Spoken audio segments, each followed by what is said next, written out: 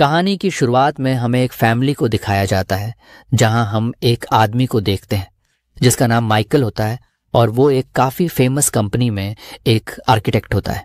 और वो अपने काम में इतना बिजी रहता है कि वो अपनी फैमिली को टाइम भी नहीं दे पाता और सारा दिन अपने काम में ही बिजी रहता है। तभी हमें दिखाया जाता है कि माइकल को अपनी फैमिली के साथ एक वेकेशन पर जाना होता है जिसके लिए उन्होंने काफ़ी महीनों से प्लान करा होता है। लेकिन जब वो अपने बॉस से मिलता है तो उसका बॉस उसे बताता है कि उसे एक प्रोजेक्ट को पूरा करना होगा और अगर उसने उस प्रोजेक्ट को पूरा कर लिया तो वो माइकल को अपनी उस कंपनी में पार्टनर बना लेगा, जिससे माइकल काफ़ी खुश हो जाता है क्योंकि वो आखिर में यही तो चाहता था। लेकिन उसने अपने बच्चों और वाइफ को प्रॉमिस किया होता है कि वो उनके साथ वेकेशन पर जाएगा। और जब ये बात माइकल अपनी वाइफ को बताता है जिस वजह से उनके बीच में फाइट हो जाती है और तभी माइकल फ्रस्ट्रेशन की वजह से अपनी कार लेकर घर से बाहर निकल जाता है, जहां वो एक शोरूम में जाता है और अंदर जाकर घूमने लगता है। इसी बीच उसे एक सोफा दिखता है जिस पे माइकल लेट जाता है। तभी उसे उस शोरूम में एक गेट दिखाई देता है। तभी माइकल उसके अंदर जाता है तो वहां उसे एक साइंटिस्ट मिलता है जिसका नाम मॉर्टी होता है। तभी माइकल उस साइंटिस्ट से बात करने लगता है और बातों ही बातों में माइकल उसे अपनी पूरी सच्चाई बताता है कि किस तरह वो अपनी वर्किंग लाइफ और फैमिली के बीच में फंस चुका है, जिससे वो कभी बाहर नहीं आ सकता। जिसे जब वो साइंटिस्ट सुनता है तो वो माइकल को अपने साथ एक रूम में ले जाता है जहां वो उसे एक रिमोट देता है और उसे कहता है कि ये रिमोट तुम अपने पास रखो और ये तुम्हारे लाइफ में काफ़ी काम आएगी। लेकिन माइकल उससे पूछता है कि आखिर ये है क्या, पर वो साइंटिस्ट उसे कहता है कि सही समय पर तुम्हें पता चल जाएगा। तभी माइकल उस रिमोट को लेकर अपने घर आ जाता है और अपने न्यू प्रोजेक्ट पर काम करने लगता है। क्योंकि माइकल काफ़ी देर से घर आया होता है इसलिए उसकी वाइफ वहां आ जाती है जो कि काफ़ी गुस्से में होती है और माइकल को सुनाने लगती है। तभी माइकल उस पर रिमोट का इस्तेमाल करता है जिससे वो अपनी वाइफ को फास्ट फॉरवर्ड करता है और उसकी वाइफ काफ़ी तेज़ रिएक्ट करती है और कुछ सेकंड में चुप हो जाती है। यानी उसकी वाइफ के लिए टाइम नॉर्मल होता है पर माइकल के लिए कुछ सेकंड ही हुए होते हैं, जिसे देखकर माइकल काफ़ी इंप्रेस हो जाता है। इसी बीच वो उस रिमोट का इस्तेमाल अपने डॉग पर करता है और जिससे डॉग भी स्लो और फास्ट फॉरवर्ड होने लगता है, जिससे माइकल काफ़ी खुश हो जाता है और वो उसकी हेल्प से अपना प्रोजेक्ट भी काफ़ी जल्दी ख़त्म कर देता है। और उसके अगले दिन ही वो उस साइंटिस्ट से मिलता है जहां वो साइंटिस्ट उसे बताता है कि वो इस रिमोट की हेल्प से अपनी ज़िंदगी के सारे पल देख सकता है और लाइफ में पीछे और आगे जा सकता है, लेकिन वो उन पलों को नहीं बदल सकता और वो इस रिमोट का इस्तेमाल करने के बाद उसे वापस भी नहीं कर सकता। और इतना कहकर वो साइंटिस्ट वहां से चला जाता है। तभी माइकल अपने बॉस के पास जाता है और उसे लगता है कि उसके प्रोजेक्ट के कंप्लीट होने के बाद उसका बॉस उसे प्रमोशन देगा और उसे अपना पार्टनर बना लेगा। लेकिन उसका बॉस उसे कहता है कि उसे 1 साल बाद उसका पार्टनर बनाया जाएगा, जिससे माइकल काफ़ी गुस्सा हो जाता है क्योंकि उसने प्रोजेक्ट पूरा हो जाने के बाद अपना पार्टनर बनाने का प्रॉमिस किया था। और वो अपने घर आ जाता है जहां वो डिसाइड करता है कि वो 1 साल आगे चला जाएगा और वो रिमोट के थ्रू 1 साल आगे चला जाता है जहां उसे प्रमोशन मिल चुका होता है। पर उसे उस बीच 1 साल के अंदर क्या हुआ उसका पता नहीं होता। वो केवल उस मोमेंट पर आ गया होता है जहां हमें पता चलता है कि माइकल के संबंध अपने परिवार से काफ़ी ख़राब हो गए होते हैं और उसकी वाइफ भी अब उससे अच्छे से बात नहीं करती क्योंकि माइकल ने अपने काम के अलावा किसी पे ध्यान नहीं दिया होता। इसी बीच माइकल और उसकी वाइफ में फाइट होने लगती है और तभी वो रिमोट अपने आप काम करने लगता है और माइकल को अपने आप समय में काफ़ी आगे पहुंचा देता है। लेकिन माइकल ने उस रिमोट का इस्तेमाल नहीं किया होता। दरअसल माइकल ने जिस जिस मूवमेंट पर उस रिमोट का इस्तेमाल किया था वो सब उस रिमोट में फिट हो गया होता है और जब भी वो टाइम आता है वो रिमोट अपने आप काम करने लगता है।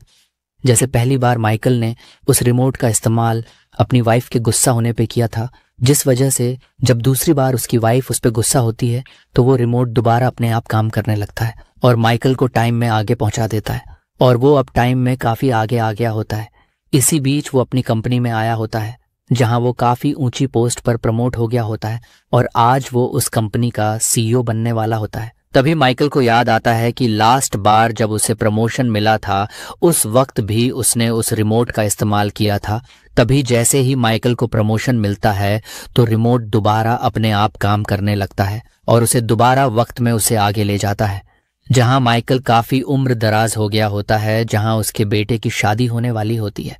और इतने सालों के अंदर उसे पता चलता है कि उसने अपनी फैमिली को बिल्कुल भी टाइम नहीं दिया होता और आज उसकी बेटी और बेटा काफी मैच्योर हो गए होते हैं। इसी बीच माइकल को एहसास होता है कि उसने अपने कैरियर के चक्कर में सब कुछ खो दिया, जहां उसके बच्चे उससे नफरत करने लगे और उसकी वाइफ से भी डिवोर्स हो गया और अब वो कुछ भी नहीं कर सकता। तभी जब माइकल अपने बेटे की शादी में होता है तो उससे हार्ट अटैक आता है और वो जमीन पर गिर जाता है और उसे हॉस्पिटल में एडमिट करा जाता है, जहां उसकी बेटी और बेटा मौजूद होते हैं। तभी उसका बेटा कहता है कि वो अपनी शादी को पोस्टपोन करने वाला है क्योंकि वो किसी जरूरी काम से बाहर जाएगा। तभी माइकल उसे कहता है कि वो ऐसा ना करे क्योंकि उसने भी काम के चक्कर में अपनी फैमिली को समय नहीं दिया। और तभी वो उस हॉस्पिटल से निकलकर अपने बेटे के पीछे भागता है और वहीं जमीन पर गिर जाता है,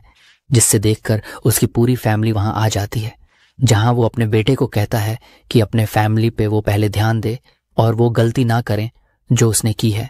और इतना कहकर माइकल की मृत्यु हो जाती है। लेकिन इसके बाद सीन चेंज होता है और हम माइकल को देखते हैं जिसकी आंख खुलती है तो वो अपने आप को एक शोरूम में एक सोफा के ऊपर देखता है और ये वही समय होता है जब माइकल अपने वाइफ से फाइट करके उस मॉल में आया था और वहां मौजूद सोफे पर लेट गया था। तभी हम देखते हैं माइकल काफी कंफ्यूज होता है क्योंकि उसे लगता है कि वो मर चुका है, पर वो जिंदा हो जाता है, जहां उसे उस मॉल में वो साइंटिस्ट भी नहीं मिलता जिसने उसे वो रिमोट दिया था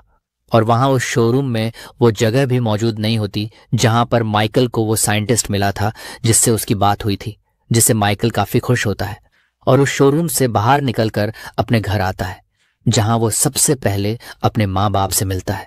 उसके बाद वो अपने बच्चों और वाइफ से भी मिलता है और उन्हें गले से लगा लेता है, जहां उन्हें समझ नहीं आता कि आखिर माइकल इतना खुश क्यों है। पर उन्हें पता नहीं होता कि माइकल किस नरक से वापस आया है और जिस तरह उसे अपनी लाइफ की वैल्यू और फैमिली की वैल्यू का पता चला है, शायद वो उसे पहले पता नहीं चलता। और जो वो साइंटिस्ट होता है वो और कोई नहीं बल्कि एक तरह से यमराज होता है, जो कि माइकल को एक सीख देके जाता है। इसके बाद मूवी के लास्ट सीन में हम देखते हैं कि माइकल अपनी फैमिली के साथ काफी अच्छे से रहने लगता है। लेकिन एक दिन माइकल को अपने घर में दोबारा से वही रिमोट दिखता है,